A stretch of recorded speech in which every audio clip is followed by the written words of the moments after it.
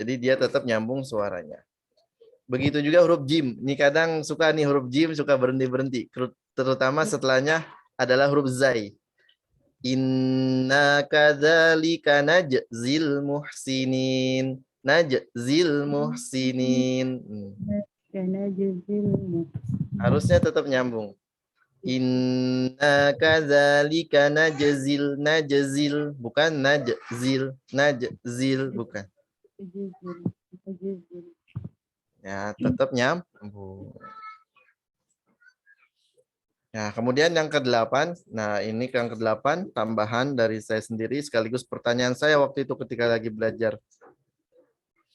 Ketika qalqalah akbar ada jedanya. Namun jedanya sesuaikan dengan tempo bacaan. Jangan tempo bacaannya cepat, jedanya kelamaan. Ya. Zalikal yaumul haqq. Jedanya kelamaan. Atau tabat yada abi lahabim wa tab. Jadi jedanya sesuaikan dengan tempo. Atau sebaliknya, ya, bacanya lambat, temponya jedanya itu kecepatan. Tabat yada abi lahabim wa tab. Kecepatan jedanya. Jadi sesuaikan dengan tempo bacaan. Berhenti sejenak sesuai.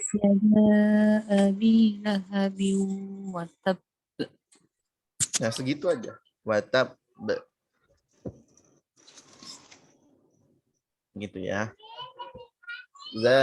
Zalikal yaumul haqq. Haqq. Jadi jedanya sesuaikan. Zalikal yaumul haqq. Iya. Sesuaikan dengan tempo bacaan. Nah, itu tadi 8 cara baca qalqalah yang mudah-mudahan bisa mudah dipahami dan mudah dipraktikkan ya.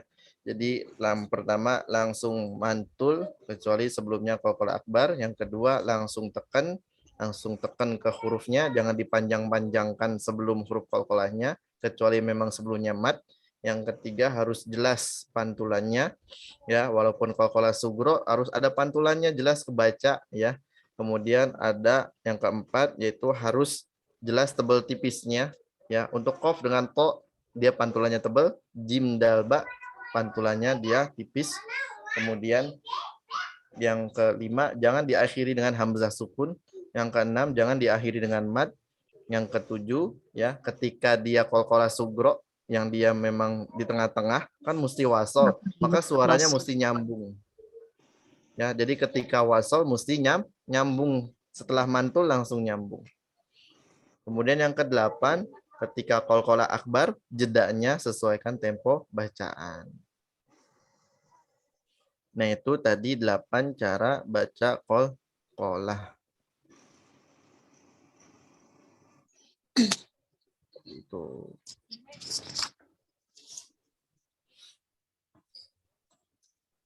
Nah, berikutnya ada namanya sifat lin.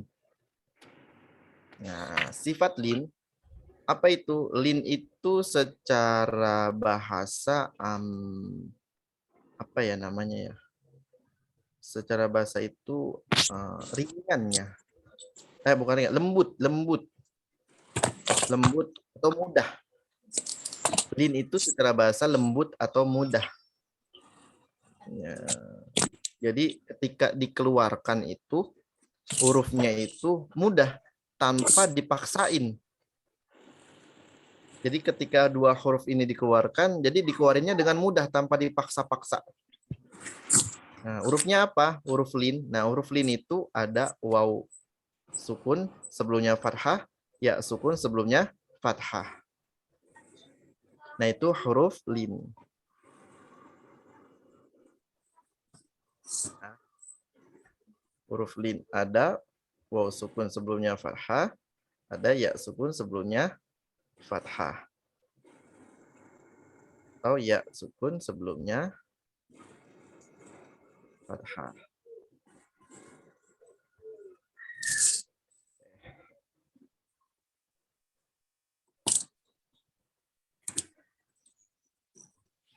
Nah, ini huruf lin. Nah, jadi ada lin itu punya 3 nanti. Ada huruf lin, ada sifat lin, ada mad lin. Nah, huruf lin, ini huruf lin. Kalau sifat lin, sifat yang ada di dalam huruf lin tersebut ketika dikeluarkan. Apa itu? Dengan cara dikeluarkan dengan ringan dan mudah. Au, tidak au, ai, tidak. Tidak dipaksa-paksa seperti itu. Jadi ringan dia keluarnya. Au, ai, biasa. Minasyaitoni. Yaumiddin, tidak yaumiddin, tidak minasyaitoni, tidak. Ringan. Ya, jadi huruf lin ini sifat lin, sifat yang ada di hurufnya ketika dikeluarkan. Adapun nanti ada yang namanya mad lin. Apa itu mad lin? Yaitu huruf lin yang dibaca ketika wakof. Huruf lin kalau di umi ya, huruf lin bertemu huruf hidup ya, dan dia dibaca wakof. Gitu bukan? Kalau di umi. Iya, Ustaz. Ya, ada huruf lin bertemu huruf hidup, kemudian dibaca wakof. Itu mad lin. Nah, jadi ketika mengeluarkan huruf lin, dia punya sifat yang ngikut, yaitu sifat lin. Nah, apa itu sifat lin? Yaitu dikeluarkan huruf tersebut tanpa paksaan. Dikeluarkan dengan ringan. Tidak dihentak-hentakan. Nah, berikutnya ada sifat. Nah, cuman hati-hati ya, seperti yang kemarin udah dijelasin, ketika ngucapin huruf lin yang waw sebelumnya fathah, tidak au. Tidak mengarah ke vokal o, arahkan ke w setelahnya u. Au, ke arah u. Au. Begitu juga yang ya, tidak ke y atau i, tapi tidak ke y atau e, tapi ke i. Ai. Ya, ke arah vokal i.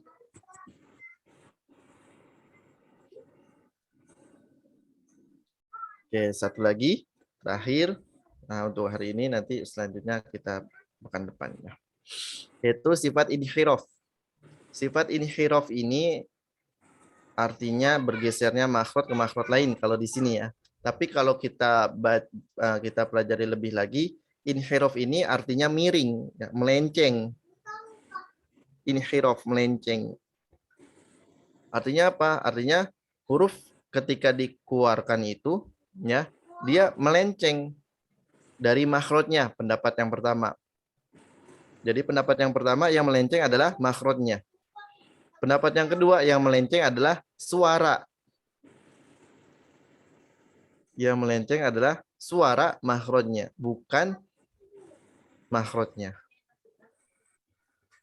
Nah, pendapat yang kedua. Pendapat yang kedua itu yang bergeser itu adalah sifat dan suaranya. Nah, kalau pendapat yang pertama yang bergeser itu adalah makhrajnya. Dan ini hanya ada di huruf lam dengan ro saja. Begitu.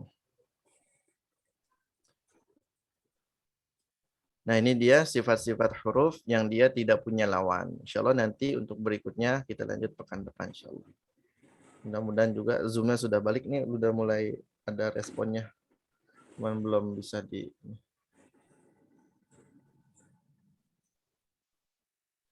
Oke, sampai sini ada pertanyaan? Ada, Ustaz. Ya. Untuk yang sifat lin, ketika tadi kan yang lin ya, misal yang khauf gitu. Nah, membacanya itu kalau masih khauf gitu loh, khauf atau khauf, lembutnya itu bagaimana, Ustaz? Ya, Ringan. lembutnya bukan tadi kan huruf yang kayak tadi misalkan khauf ya. Jadi tidak benar-benar berubah jadi gitu ya. Jadi khauf, min khauf, tidak. Tapi lembut lagi itu. Masuknya tuh halus gitu loh. Min khauf bukan khauf. Iya. Begitu maksudnya. Dan juga di situ juga dimaksudkan dengan ringan dan lembut itu tidak dihentak-hentakan. Karena kan huruf-huruf ini kadang suka ditekan-tekan bacanya. Misalkan di Al-Fatihah, Maliki yaumiddin. Kayak gitu. Kadang suka dinaikin nadanya tapi akhirnya menghentak. Maliki yaumiddin. Jadi harusnya lebih ringan lagi. Maliki yaumiddin, yaumiddin. Minasyaitoni. Bukan minasyaitoni, syaitoni. Tidak ditekan-tekan gitu.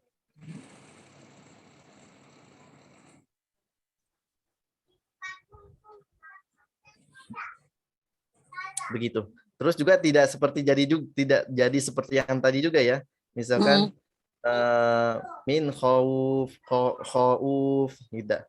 Tapi min khauf khau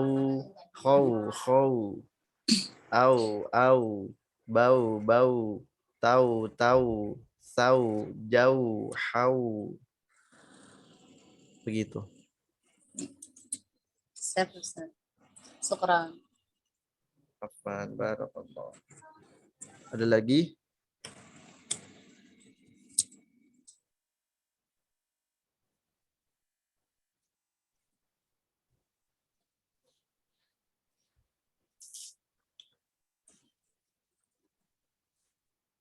Sampai sini gimana materinya? Masih ada yang bingung? Atau ada yang masih belum dimengerti? Tambah puyeng. Kenapa? Tambah puyeng karena ingat-ingat huruf-huruf yang termasuk sifat-sifat anaknya.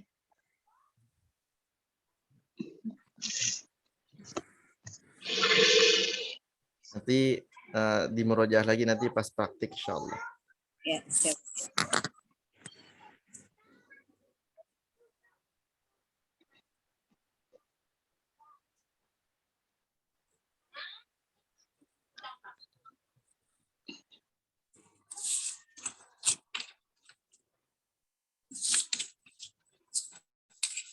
Nah, sebagai atau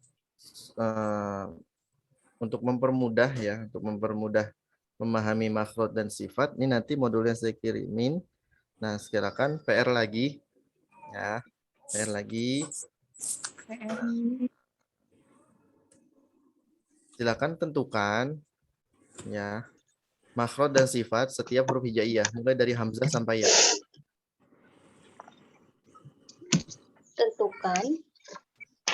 Tentukan makhraj dan sifat setiap huruf hijaiyah mulai dari hamzah sampai ya. Kurang lebih contohnya seperti di layar. Ya. Ini contohnya hamzah. Tentuin makhrajnya ada di mana? Aqsal halq. Sifatnya hamzah apa aja? Jahar, syiddah, istifal, infita, ismat. Dan seterusnya sampai dengan huruf ya. Nah, seperti ini. Bentuknya boleh tabel seperti ini, boleh dengan rincian tulisan berbaris gitu, misalkan alif atau hamzah, makhraj, bla bla bla, sifat bla bla bla boleh. Atau pakai bentuk lain juga nggak masalah. Jadi nanti ditulis tangan ya, ditulis tangan. Ini contoh aja. Kalau mau nyalin lagi dari sini langsung juga nggak masalah. Ya, kalau mau diganti misalkan pakai bentuk yang lain, model yang lain, kayaknya lebih nyaman dengan diagram misalkan, atau bentuk garis-garis misalkan, terserah di bentuknya macam-macam, terserah. Yang penting intinya tentuin setiap huruf itu makhraj dan sifatnya. Ya, bentuknya boleh tabel gini atau enggak. Terus ya boleh bahasa Arabnya aja, boleh artinya aja, boleh dua-duanya. Biar lebih mantap lagi. Bisa dikasih contoh tadi satu gimana? Contohnya seperti yang contohnya misalkan huruf dal deh, huruf dal. Jadi tentuin makhraj dan sifat huruf dal. Huruf dal makhrajnya ada di mana? Ada di torful lisan, ma'usul sanaya ulya. Terus sifatnya apa aja? Ada jahar, ada syiddah, terkait lidah pangkalnya ada istifal, infitah, ismat. Huruf dal punya sifat yang tidak punya lawan, yaitu qalqalah. Gitu ya. Nah, nanti itu ditulis dalam bentuk tulisan tangan atau nyalin langsung secara langsung seperti yang di tabel juga nggak masalah, seperti yang di layar. Ya. Jadi, tapi kalau misalkan mau buat bentuk lain, nggak bentuk tabel gini gitu ya, terserah, nggak masalah. Gitu ya. Ini nanti tabelnya saya kasih, nanti bisa sambil lihat. Terus berikutnya, apakah harus dengan bahasa Arab? Nggak harus. Dengan bahasa Indonesianya aja juga nggak masalah. Atau bagus lagi bahasa Arabnya sama artinya. Jadi ini ngebantu buat teman-teman untuk memahami setiap huruf, makhraj, dan sifatnya. Begitu. Bisa dipahami soalnya, tugasnya? Bisa. Yang Berarti ditanyakan paling enggak itu punya 5 sifat ya, paling tidak ya Ustaz ya. betul. Setiap huruf minimal punya 5 sifat. Ya, seperti ba, dia ada 6, hamzah ada 5. Ya. Ada 5 sifat karena yang 5 ini pasti ada nih. Yang tidak punya lawan pasti ada. Namun yang tidak punya lawan tidak semua hurufnya. Ya. Nah, untuk artinya bisa lihat artinya dari sini ya. Begitu.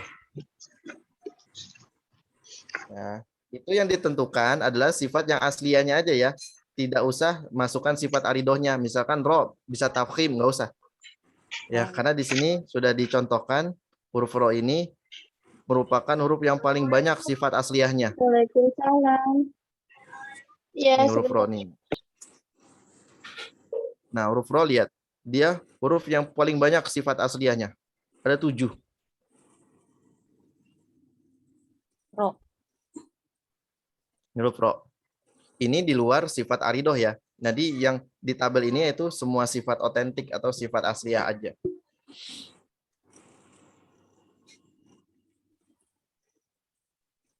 Bisa dipahami ya? Ada lagi pertanyaan? Nah, Ustaz, tadi yang huruf dal mahrojnya apa?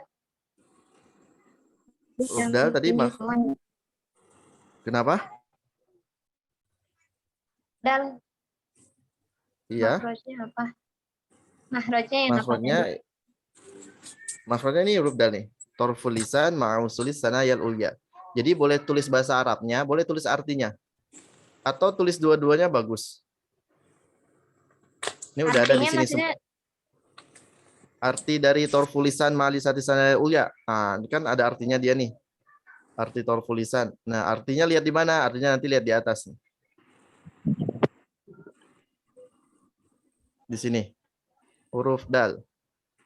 Nih, ujung lidah bertemu pangkal gigi seri bagian atas. Torful lisan ma'usuli sanayal ulya. Paham sampai sini? Paham, Ustaz. Nanti ini di-share di grup kan Juga ya? dengan huruf-huruf yang lainnya. Tentukannya 3 ya, bahasa Arab artinya. Ini nanti modulnya saya kirim kok, insya Allah nanti saya kirim. Jadi sebenarnya gampangnya tinggal nyalin aja apa yang udah dari tabel gitu. Cuman kalau mau diartikan artinya, silakan. Ini nanti dikasih juga yang ada artinya. Nanti setelah selesai, ya setelah selesai,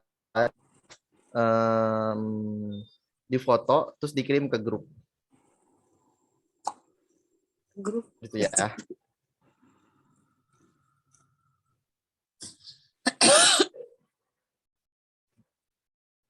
Ada lagi pertanyaan? Yang artinya itu cuma khusus makhraj apa? Makhraj aja apa sama sifatnya juga, Ustaz? Artinya.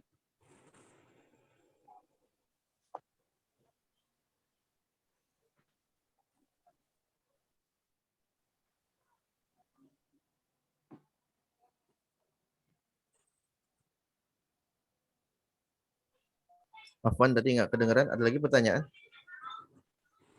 Yang artinya itu untuk makhraj aja atau yang sifat juga dicatat? Dua-duanya, makhraj dan sifat. Ya, setiap huruf tentukan makhraj dan sifatnya. Gitu. Semuanya ya, baik huruf dal, huruf jim, huruf kho, huruf ro, ya. Jadi ditulis nih huruf ro, makhrajnya apa, terus sifatnya apa aja gitu. Ya, gampangnya sebenarnya tinggal nyalin aja apa yang ada di tabel ini gitu. Ada lagi? Dikumpulinnya paling telat kapan, Ustaz? Sampai pertemuan depan. Insyaallah. Kalau mau dikumpulin besok atau malam ini juga bagus ya. Jadi jos semangat.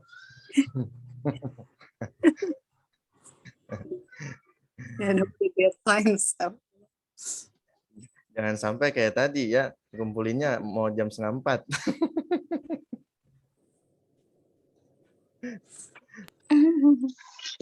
Ternyata cepet banget sepekan Ustadz, kirain teh masih ya udah besok udah Senin. Iya, tahu-tahu udah Senin lagi gitu ya.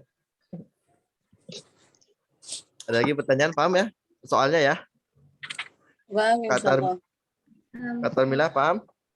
Paham. Ya, makhraj dan sifatnya ya. Ya. Nanti tulis apa namanya? Boleh tulisan Arabnya aja, boleh pakai artinya. Artinya nih ada di atas ya. Ada di atas. Atau bahasa Indonesianya aja, artinya aja nggak masalah. Ya. Yang penting maksud daripada dipinta ngerjain seperti ini nanti supaya bisa lebih paham gitu, lebih kenalan lagi sama setiap huruf di mana sih tempat keluar dan sifat-sifatnya gitu. Mudah-mudahan dari Ustaz, sini membantu. Ya, yang makhraj itu yang al-jauf, al-haq, bukan al-lisan, as-safa itu iya bukan betul. sih? Yang 5 Iya ya? betul. Iya betul. Nah, al-jauf, al-halq. Cuman kan nanti ada rinciannya lagi. Iya. Ya, kalau misalkan alif, ya dia di al-jauf benar. Mana alif ya? Iya. Nah, al-jauf tuh ya. Tapi kalau misalkan huruf H, dia bukan di al-halq, tapi aqsal halq. Rinciannya dia. Gitu ya. Bukan cuma di al-halq, tapi aqsal halq. Atau pangkal lidah. Pangkal lidah. Pangkal lidah, pangkal tenggorokan. Al-haq, tengah ya? Tengah, apa sih hak? Haq. Tengah ya? Bukan tengah tenggorokan. Enggak, itu H yang kecil. Ini H yang pangkal. Hak yang besar pangkal. Pangkal tenggorokan. Al-halq. Aqsal halq. Nah, aqsal halq itu di atas sudah ada ya. Nanti kalau diartikan artinya sudah ada di atas. Nah, ini dia aqsal halq, pangkal tenggorokan. Oh iya. Ini nanti dikirim di itu kan ya, Ustaz ya? Grup ya? Ya. Nah, nanti enggak, maksudnya ada PDF-nya gitu, Ustaz. ya, PDF PDF atau nanti. apa? PDF. Baik, Ustaz. Oke. Nanti Ya ditulis Allah. tangan di buku. Setelah selesai nulis di buku, difoto, taruh di grup. Foto cekrik. Iya. PDF Ustaz, Masya Allah. Nah, jadi jangan di print terus dikirim ke grup gitu ya, jangan. Sama aja. Sama aja itu kemarin nggak belajar, jadi orang niatnya biar gara-gara nulis jadi keinget gitu kan, sambil dibaca sambil dibuka-buka, jadi biar nyantol. Nah, maka itu dia fungsinya, makanya mintanya tulis tangan gitu. Lagi pertanyaan?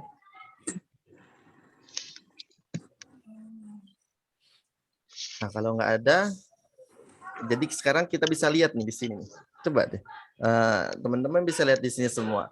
Kita bisa ngelihat akhirnya setiap huruf itu minimal punya 1 makhraj dan punya 5 sifat. Ya. Iya. Setiap huruf itu punya 1 makhraj dan punya 5 sifat. Contoh huruf mim. Huruf mim itu punya 2 makhraj. Asy-syafatain wa al-khayshum. Ya. Ada wawunya sini. Ya kan? Nah, dari 2 bibir dan di hidung. Tapi secara umum ya, setiap huruf itu minimal punya 1 makhraj dan 5 sifat seperti yang tadi kita udah pelajari. Ya, artinya apa? Artinya setiap huruf itu minimal punya 6 kesalahan ketika dikeluarkan suaranya. Makanya wajar sekali kalau orang belajar tahsin itu disalah-salahin mulu. Nah, mudah-mudahan dari sini sudah paham, sudah ngeh. Oh, pantesan. Kenapa sih ketika belajar tahsin ke sini salah, ke situ salah, baca ke sini lagi salah, baca ke sini salah lagi gitu. Jadi ketika baca itu belum tentu ketika baca dengan option yang pertama itu pasti langsung benar. Bisa jadi option B masih salah, option C pasti salah, yang benar option yang pilihan yang kelima. Kenapa? Karena tadi setiap huruf itu minimal punya 6 kesalahan. Bisa jadi salah makhrajnya. Bisa jadi salah sifat yang pertamanya. Harusnya udaranya berhenti, malah mengalir. Seperti huruf ta. Ats. Suaranya mengalir. Harusnya suaranya berhenti jadi mengalir. Ats. Nah, atau udah gitu tebel. Ats. Ats. Udah ngalir suara tebel pula. Ya, itu dia. Minimal punya 6 kesalahan. Salah di makhrajnya atau salah di sifatnya. Ada 5. Ya, 5 sampai 6 lah ya. Karena bisa jadi yang sifat yang kelima itu nggak dianggap ya, izlak sama ismat. Karena tidak ada kaitannya dengan kefasihan lisan ya. Bisa jadi 5 atau 6 kesalahan lah. Makanya ini saya sering sampaikan, beginilah ketika belajar tahsin memang benar. Salah-salahin terus. Karena apa tadi? Setiap huruf minimal punya 5 sampai 6 kesalahan. Begitu. Nah, cuman ya, jangan dijadikan akhirnya tidak mau belajar tahsin gara-gara disalah-salahin terus. Gitu. Justru harusnya makin semangat dan semakin paham kenapa sih disalah-salahin terus kayak begitu. Dan terus bisa termotivasi ya. Salah satu motivasinya ketika belajar tahsin apa? Ya kita lihat aja orang dari hadis Rasulullah ya. Orang yang terbata-bata baca Quran dihadiahi pahala 2. Apa pahala yang pertama? Gara-gara dia pahala yang pertama itu pahala dari hurufnya yang diucapkan, dari hurufnya. Pahala yang kedua dari kesabarannya dia. Nah, ini moga-moga nanti setelahnya ya sudah bisa paham dan sudah semakin semangat dan tidak pundung lagi bahasanya ketika lagi belajar tahsin di salah-salahin mulu. Nah, karena udah tahu oh pantesan. Karena setiap huruf masing-masing punya 6 kesalahan gitu. Nah, kadang ada lucu juga. Nah, aneh jadinya. Kita pengen bacaan kita bagus, baik dan benar sebagaimana dulu Rasul baca, jelas per hurufnya sebagaimana dulu Al-Qur'an diturunkan, cuman kita nggak mau belajar. Atau lebih lagi udah belajar tapi nggak sabaran, nggak tahan mental. Itu ya disalahin-salahin mulu. Nah, kan aneh jadinya. Gitu ya. Jadi ketika nanti belajar tahsin ya, bukan susah, gampang bagi mereka yang sudah termotivasi dan tahu manfaatnya. Motivasi awal tadi itu. 1 huruf, 2 pahala. Barakallahu fikum jami'an. Fathahullahu. Insyaallah ketemu lagi pekan depan ya. Semoga Allah mudahkan, Allah berikan taufik hidayahnya untuk bisa istiqomah, amal dan sampaikan. Lebih kurangnya mohon maaf. Kita akhiri dengan hamdalah, alhamdulillah, istighfar, astagfirullahaladzim. Kemudian selawat, Allahumma sholli ala Muhammad wa ala ali Muhammad. Sempurnakan dengan doa kifaratul majlis. Subhanakallahumma bihamdika asyhadu an la ilaha illa anta astaghfiruka wa atubu ilaik.